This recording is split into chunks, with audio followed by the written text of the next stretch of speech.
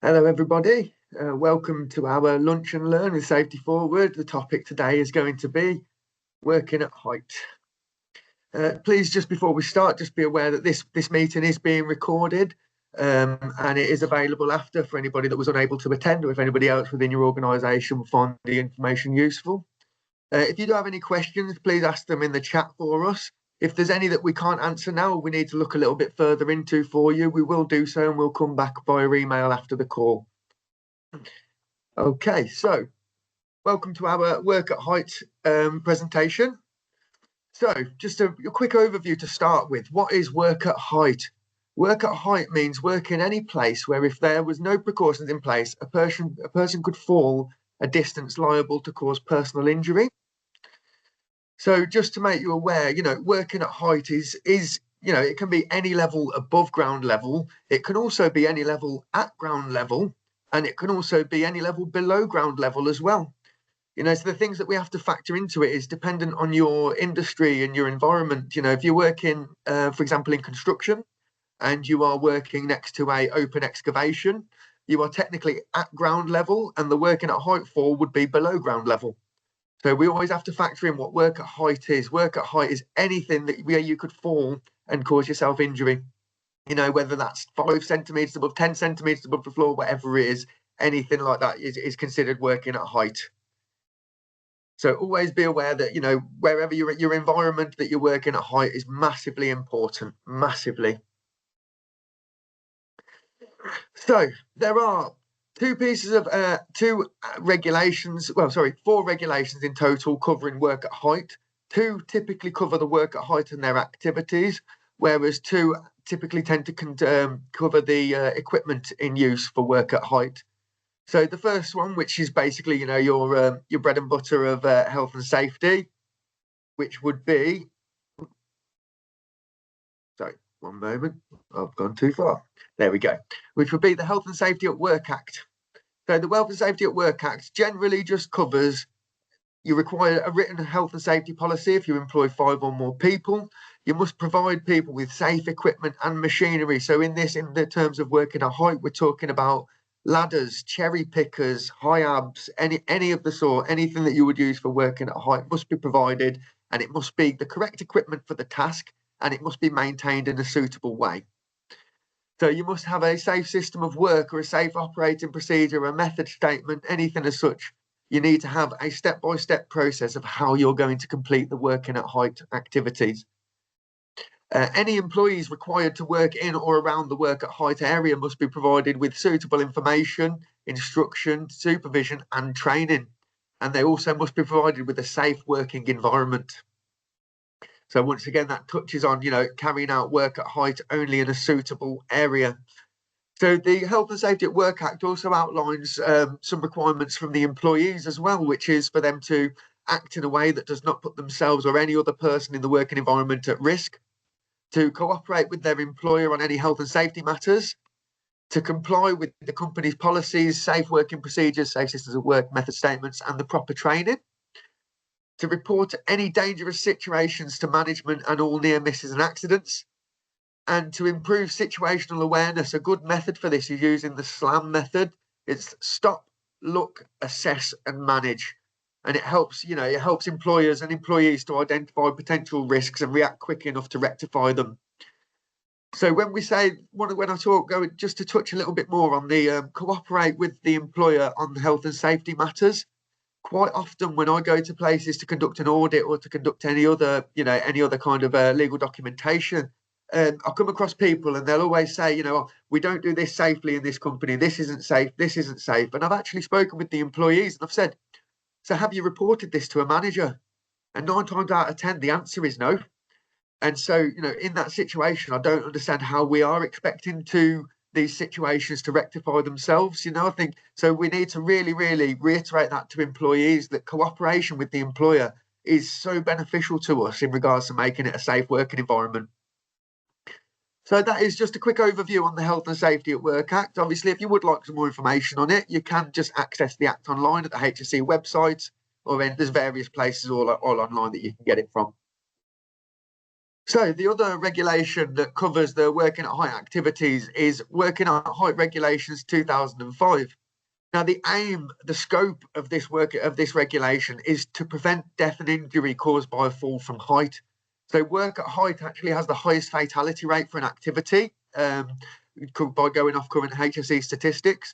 So this is why with this regulation, the work at height gets its own regulation because it is such a high risk activity.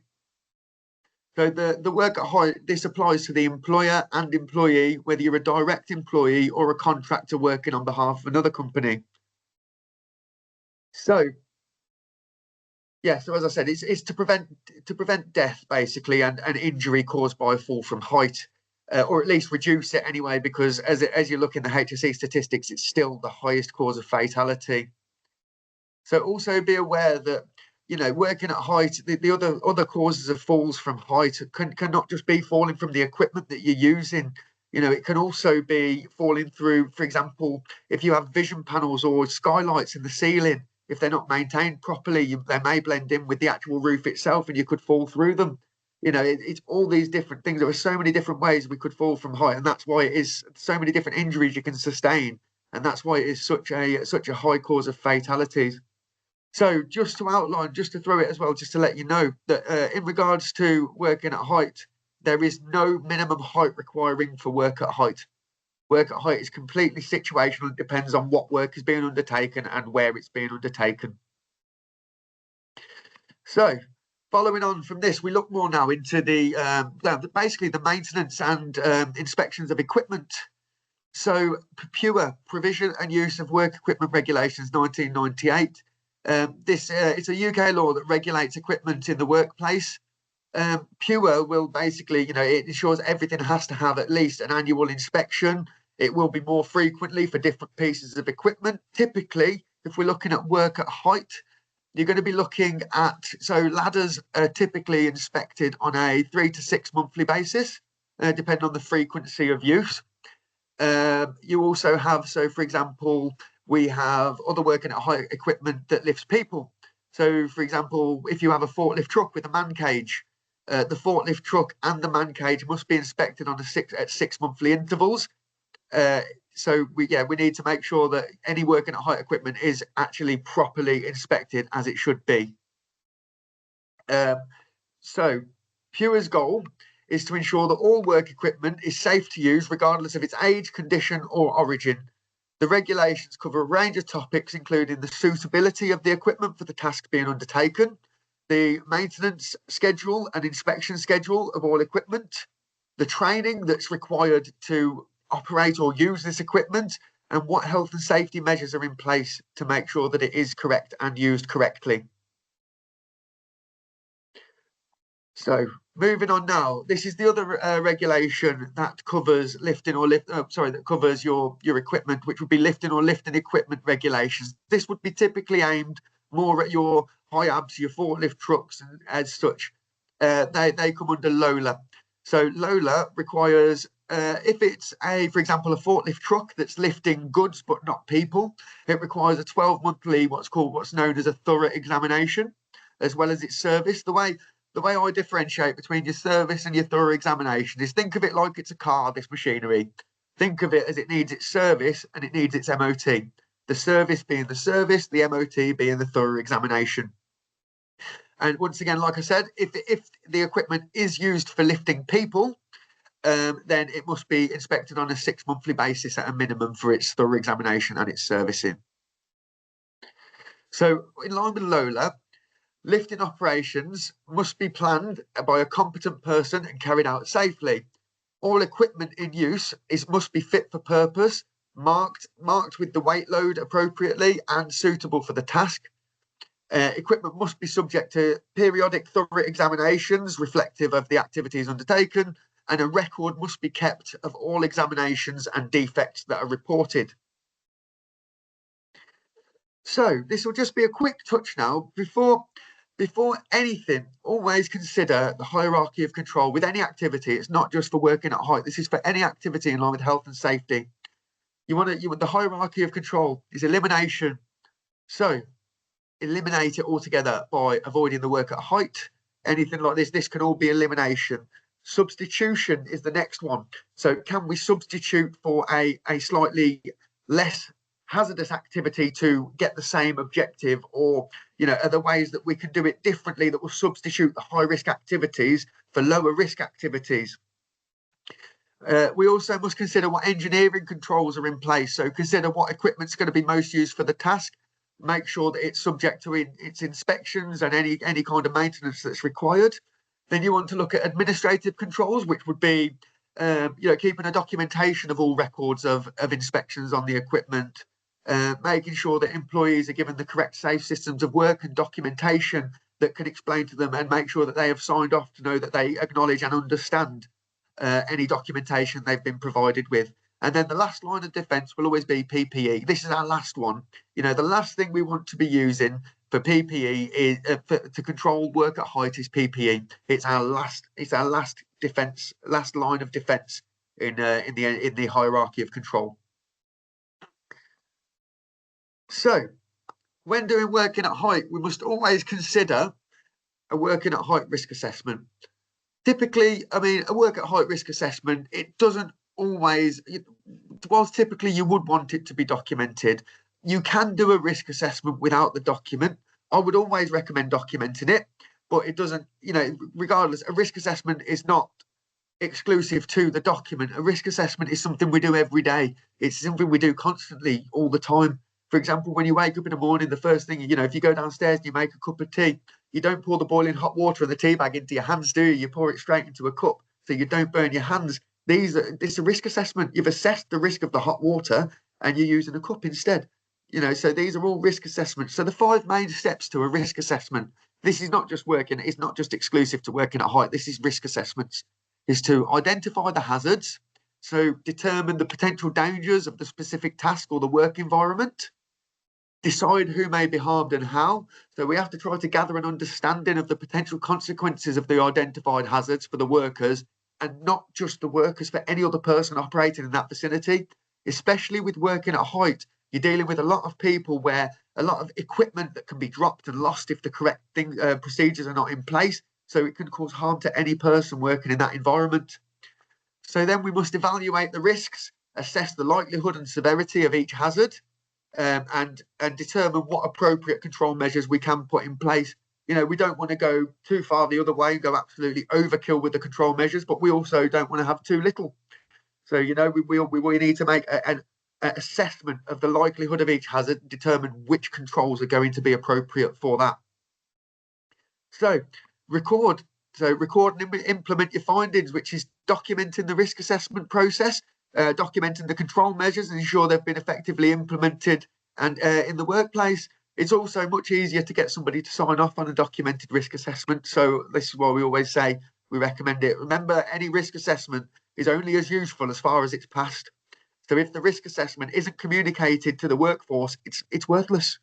So we need to make sure that all these risk assessments, whilst it's fantastic practice that we're doing them, we need to make sure that they are being communicated appropriately. And then lastly is to review and revise your risk assessment as necessary. So regularly evaluate and update the risk assessment to account for changes in the work environment or after an incident or accident, which hopefully we don't have to cross that bridge. So just a quick touch now on working at height equipment. So when we're working at height, the correct equipment must be chosen for the task being undertaken, and all equipment must be subject to suitable maintenance and inspection. So when you're assessing the risk of a task, always consider what can be used, what equipment can I use to make this easier. For example, if you've got people going on a roof, we don't want them using leaning ladders to climb up there. We'd want to be looking at a MUPE, a mobile elevated working platform, a HIAB, or or scissor lifts, anything like this, scaffold. All these different are far more appropriate for works like that. We're not going to be looking at getting scaffolding if we're changing a light bulb. It's just not something that we're going to do. So it all has to be the most effective for the task at hand without going a little bit too far the other way. Now, please be aware that ladders, you can use ladders. People have got this thing at the moment where they feel as though they can't use ladders. Ladders can be used and they can be considered. However, they're typically recommended for works that take less than half an hour. Even for me, half an hour of working up a ladder is probably a little bit too long, really, but that's the guidance that's given. you know, we can use ladders, but just be aware that if it's likely that somebody's going to be injured when using the ladders, and for a practical cost we could get, you know, a scissor lift or a cherry picker in, just consider it, because the cost of them falling and hurting themselves is going to far exceed the cost that you spend on the equipment. So these are the things that we have to consider. Okay, so just a quick note for you here. When working with ladders, please always remember to maintain 3 points of contact. If you are trying to go up some ladders and so you are trying to carry goods that require both hands, you're not using the appropriate equipment to gain access to the work at height areas.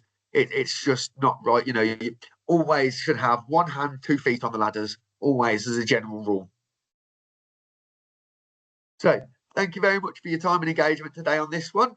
Do you have any questions for me? If you do, please drop them in the chat for us and we'll try and answer as many as we can. Hi, Andy. While I'm just waiting for people to put in any questions, I've got one for you. Yeah. What's the best way to prevent injury from something falling objects? Okay, so there's many ways that we can prevent this. There's many ways that we can prevent injury from it.